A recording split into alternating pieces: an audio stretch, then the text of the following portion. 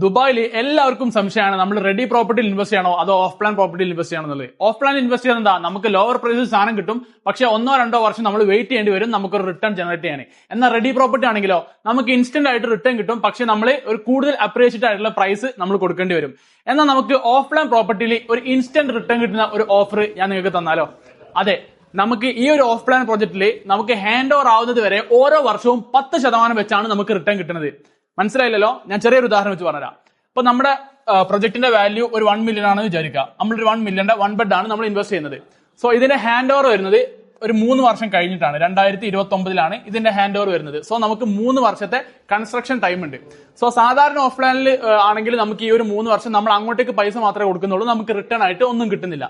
എന്നാൽ ഈ ഒരു പ്രൊജക്റ്റിൽ നമുക്ക് ഓരോ വർഷവും 10% വെച്ചിട്ട് അവർ നമുക്ക് റിട്ടേൺ തരും. ഫോർ എക്സാമ്പിൾ, ഈ ഒരു 1 മില്യന്റെ 10% എന്ന് പറഞ്ഞാൽ ഏകദേശം 1 ലക്ഷം ദിറംസ് നമുക്ക് റിട്ടേൺ ആയിട്ട് ഓരോ വർഷവും കിട്ടും. അഥവാ ഓരോ മാസവും നമുക്ക് 8333 ദിർഹംസ് ആണ് നമ്മുടെ ബാങ്ക് അക്കൗണ്ടിലേക്ക് കയറുക. സോ 2029 വരെ നമുക്ക് ഈ ഒരു 10% വെച്ച് ആനുവലി കിട്ടുമ്പോൾ ടോട്ടൽ 30% നമുക്ക് അപ്പൊ തന്നെ നമുക്ക് റിട്ടേൺ കിട്ടി. അഥവാ 1 മില്യന്റെ സാധനം നമുക്ക് ഹാൻഡ് ഓവർ ആകുമ്പോൾ നമ്മൾ മുടക്കുന്ന കാശ് എന്നുള്ളത് ഏകദേശം 7 ലക്ഷം ദിർഹംസ് ആണ്. പിന്നെ ഹാൻഡ് ഓവർ കഴിഞ്ഞാൽ പിന്നെ അത് 1-2 വർഷം നമുക്ക് ഇത് റെന്റ് ഔട്ട് ചെയ്യാം. 3ാമത്തെ വർഷം നമുക്ക് നല്ലൊരു അപ്രീസിയേഷൻ, ഒരു 3-4 ലക്ഷം അപ്രീസിയേഷനിൽ നമുക്ക് ഇത് റീസെൽ ചെയ്യുകയും ചെയ്യാം. സോ അത് എന്തുകൊണ്ടാണ് അപ്രീഷിയേറ്റ് ആവുന്നത് എന്നുള്ളത് വൺസ് എനിക്ക് ഈ വീഡിയോയിൽ എല്ലാം കൂടി ഇൻക്ലൂഡ് ചെയ്യാൻ കഴിയില്ല. വൺസ് നിങ്ങൾ ഈ ഒരു നമ്പറിൽ കോൺടാക്ട് ചെയ്താൽ ബാക്കിയുള്ള ഫുൾ ഡീറ്റെയിൽസ് നമുക്ക് വിളിച്ച് സംസാരിക്കാം.